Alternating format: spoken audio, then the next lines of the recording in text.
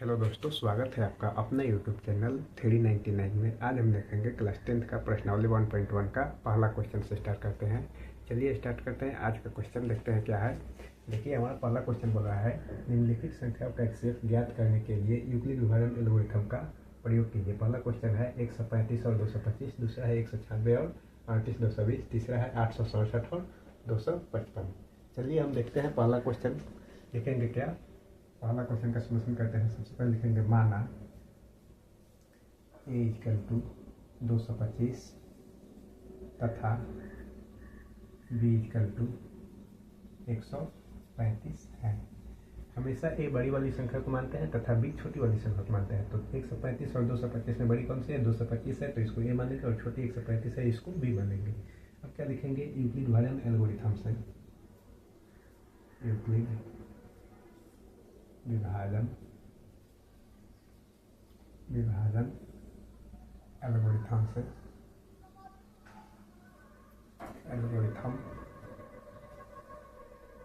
से यूक्लिड विभाजन एल्गोरिथम का फॉर्मूला क्या होता है? a = bq + r। तो उसको हम लिखेंगे a =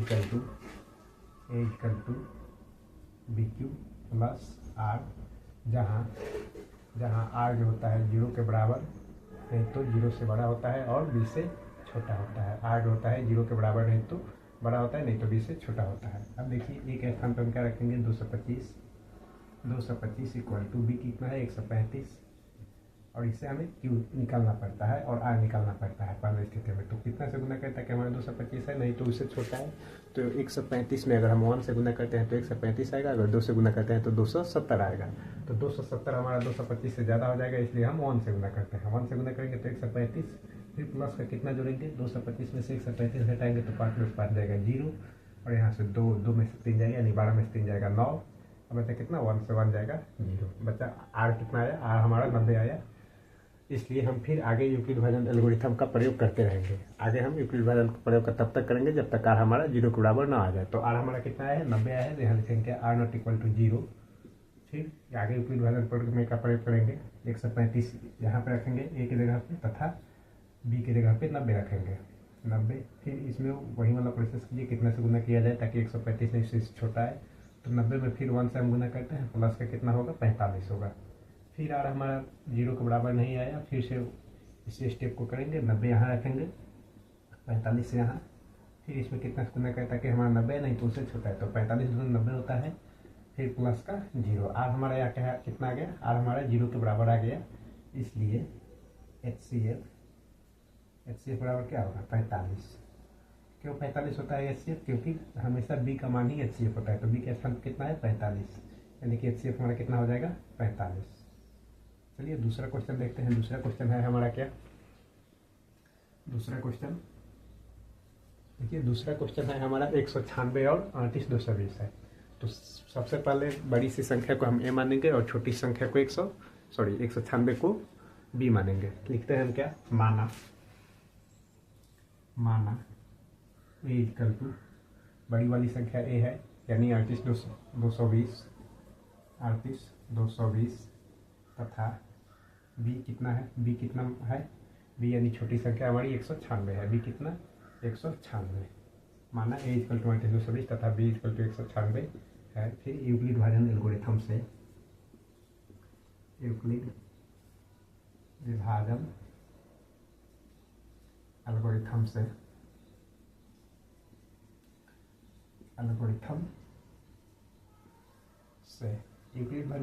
का फॉर्मूला वही वाला लिखेंगे। a = bq + r, जहाँ r होगा 0 से बड़ा नहीं तो बराबर होगा और b से छोटा होगा। अब देखिए a कितना है हमारा? 38 220 = b कितना है? 196। अब 196 में हम कितना से गुना करें जो 38 220 के बराबर है, नहीं तो उससे छोटा है। तो 38 220 के बराबर करने के लिए अगर हम इसमें 100 से गुना करते हैं तो कितना आएगा? 19,600 आएगा। लेकिन हमें उससे ज़्यादा चाहिए, लगभग दोगुना के आसपास। तो 39,200 आएगा, लेकिन 200 से करेंगे तो 39,200 आएगा, लेकिन हमें उससे छोटा चाहिए। तो उससे छोटा करने के लिए लास्ट में जीरो भी चाहिए, तो 195 से करके देखते हैं कितना आता है। 196 गुने 195 कितना आता है? 6 पचे 30, 9 पचे 45, 3 48 और 5 4 9।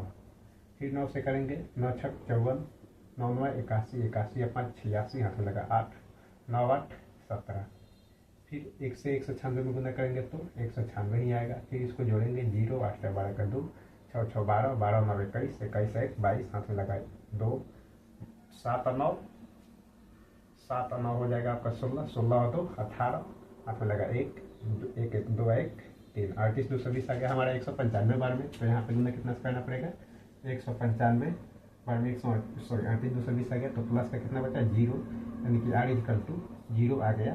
तो हमारा HCF क्या होगा? बी के स्थान वाला HCF हो जाएगा, यानी कि 196। इसलिए HCF कितना हो जाएगा? 196 हो जाएगा।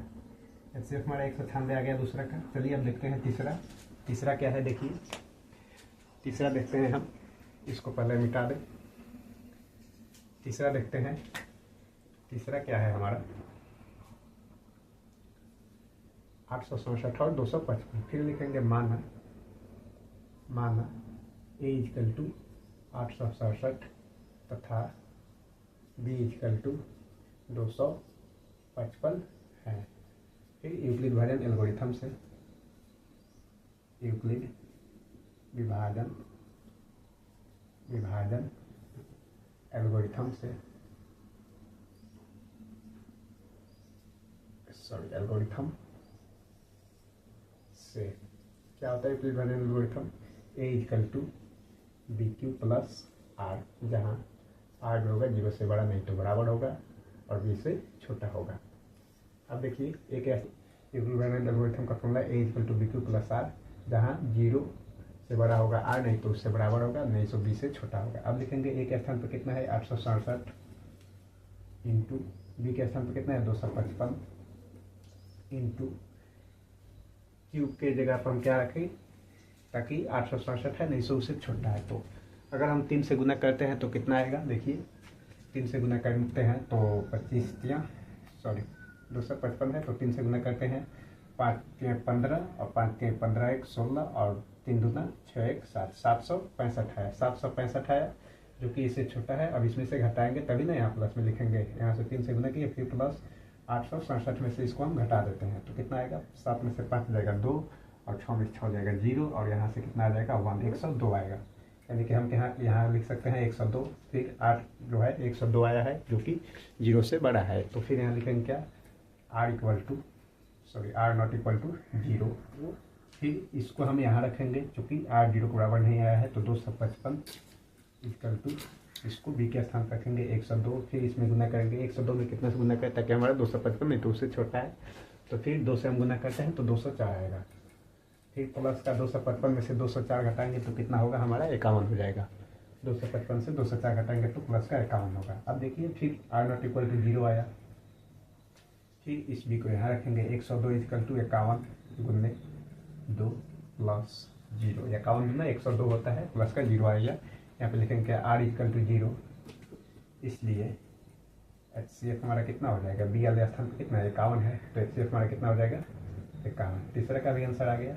चलिए तब तक आप लोग इतना उतारिए, इसके बाद हम आगे अगला क्वेश्चन पर जाते हैं। क्वेश्चन नंबर 2 उतारिए इसको।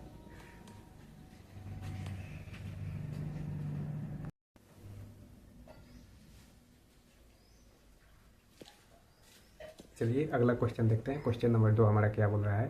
क्वेश्चन नंबर 2 हमारा बोल रहा है, दर्शाइए कि कोई भी धनात्मक विषम पूर्णांक 6q + 1 या 6q + 3 या 6q + 5 के रूप का होता है, जहाँ q कोई पूर्णांक है। चलिए इसको सोल्यूशन करते हैं हम।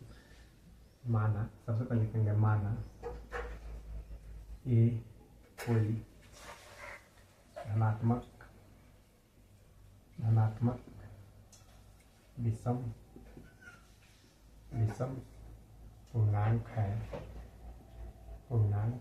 है तथा b इक्वल टू 6 है।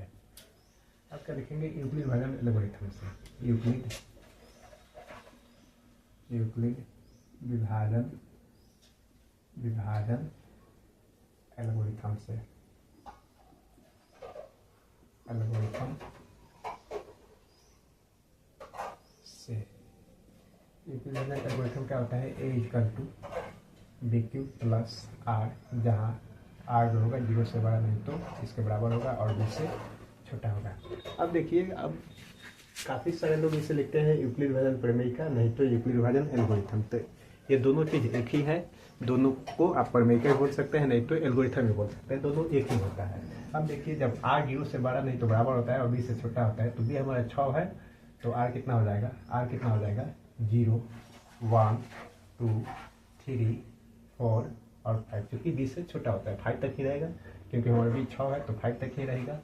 आगे देखिए, तो ए इक्वल टू कितना हो जाएगा, A equal to 6q plus 0, A equal to 6q plus 1, पहली स्थिति हुई। दूसरी स्थिति, फिर तीसरी स्थिति क्या मिलेगी, 6q प्लस 2, इसके बाद 6q प्लस 3, इसके बाद मिलेगा क्या, 6q प्लस 4, इसके बाद ए इक्वल टू 6q प्लस 5।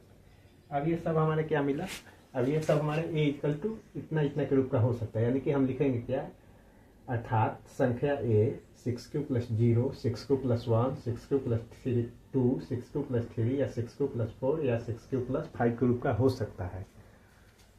लिखते हैं हम, अर्थात संख्या ए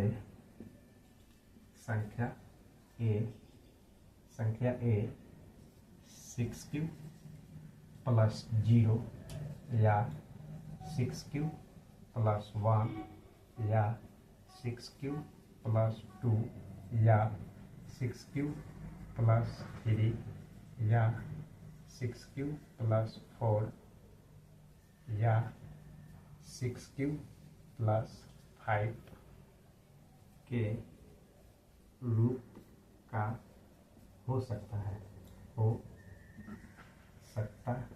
है, लेकिन इतने के रूप का हो सकता है, लेकिन ये हमारा क्या है, विषम संख्या है, इसलिए चूंकि ये विषम धनात्मक पूर्णांक है, विषम धनात्मक पूर्णांक है, इसलिए ये जो होगा 6q प्लस 1, 6q प्लस 3 और 6q प्लस 5 के रूप का ही होगा। ये संख्या 6q प्लस 1 या 6q प्लस 3 या 6q प्लस 5 के रूप का होगा। अब क्वेश्चन उठता है कि ये 6q plus 1, 6q plus 3, 6q plus 5 के रूप का ही विषम संख्या क्यों होगा। तो देखिए, इसमें दिया गया है q एक पूर्णांक है और धनात्मक विषम पूर्णांक हमारा क्या है, a है। तो अगर हम q के स्थान पर अगर कुछ भी रखते हैं तो हमारा क्या होगा, a जो होगा विषम पूर्णांक प्राप्त होता है। जैसे मान के चलिए, अगर हम q के स्थान पर 1 रखते हैं तो 6 में 1 से गुना करेंगे तो 6 आएगा, प्लस का 1 7 हो गया। अगर q के स्थान पर अगर हम इसमें देखते हैं 6 गुने 1 प्लस का 2, तो ये क्या हो जाएगा, 8 हो जाएगा, जो कि सम संख्या हो जाएगा। 1 वाला हो जाएगा विषम संख्या, ये 3 वाला भी हो जाएगा विषम संख्या, 5 वाला भी विषम संख्या होगा। एक तौर पे एक अच्छा ट्रिक के माध्यम से चले तो विषम संख्या प्राप्त करने के लिए रिमाइंडर में भी विषम संख्या आना चाहिए। ये 6 वाले केस में होता है, नहीं तो 4 वाले केस में होता है, रिमाइंडर में भी विषम संख्या प्राप्त होना चाहिए, वही विषम संख्या होता है। तो रिमाइंडर हमारा कितना है, ये आर को रिमाइंडर बोलते हैं, तो 1 है, 3 है और 5 वाला विषम संख्या है, बाकी सब सम संख्या है, इसलिए यही तीनों हमारा विषम संख्या होगा। चलिए अगला क्वेश्चन बनाएंगे, तब तक कितना उतारिए।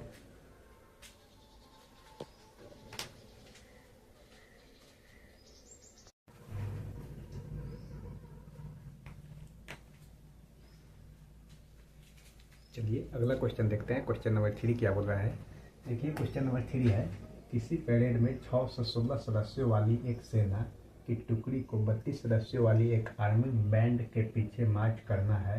दोनों समूहों को समान संख्या वाले स्तंभों में मार्च करना है। उन स्तंभों की अधिकतम संख्या क्या है जिसमें वे मार्च कर सकते हैं।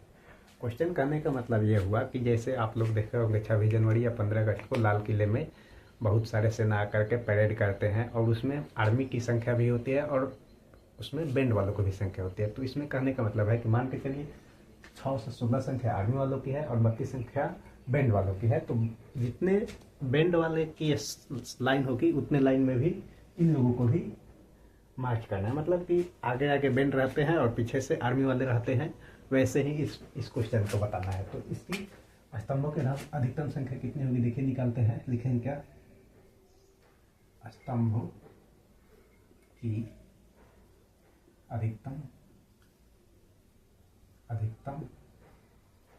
संख्या, स्तंभों की अधिकतम संख्या क्या होगी, HCF ऑफ 6 से 16 और 132। तो इसका HCF हमको निकालना पड़ेगा। अब HCF निकालने के लिए जरूरी नहीं है कि आप यही मेथड से निकालें, आप चाहे तो यूक्लिड एल्गोरिथम से निकाल सकते हैं, आप चाहे तो सिंपल मेथड से निकाल सकते हैं। तो अभी हमारा चैप्टर चल रहा है यूक्लिड एल्गोरिथम, तो हम कोशिश करेंगे कि उसी से निकालें। चलिए देखते हैं, लिखते हैं यूक्लिड एल्गोरिथम से, यूक्लिड विभाजन एल्गोरिथम से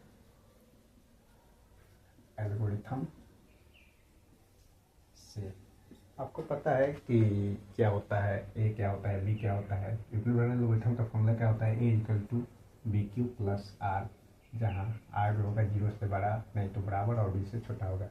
अब ए क्या होगा, बी क्या होगा, अभी तक हम बता ही दिए दोनों क्वेश्चनों में कि ए होता है बड़ी वाली संख्या और बी होता है छोटी वाली संख्या। तो ए के स्थान पर हम कितना रखेंगे, 6 से 16 और बी के स्थान पर 32। अब 32 में कितना से गुना करेंगे, 6 से 16 नहीं तो उससे नज़दीक है।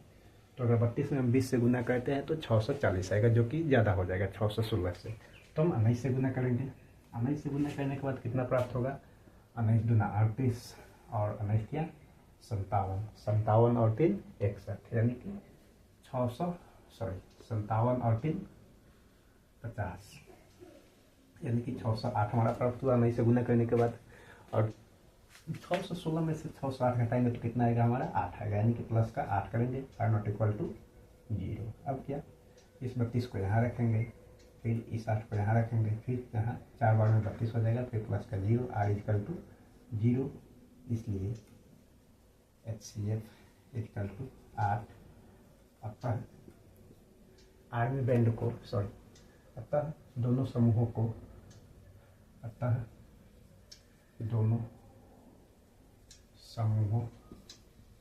को समान संख्या वाले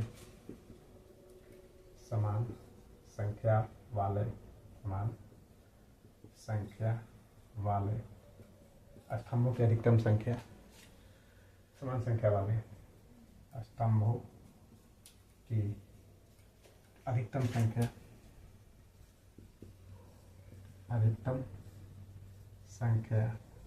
कितना है, HCF हमारा निकल गया है 8, तो अधिकतम संख्या कितना हो जाएगा, 8 है। हमारा तीसरा क्वेश्चन भी बन गया। आज के लिए हम इतना ही रहने देते हैं, फिर अगले दिन देखेंगे। धन्यवाद।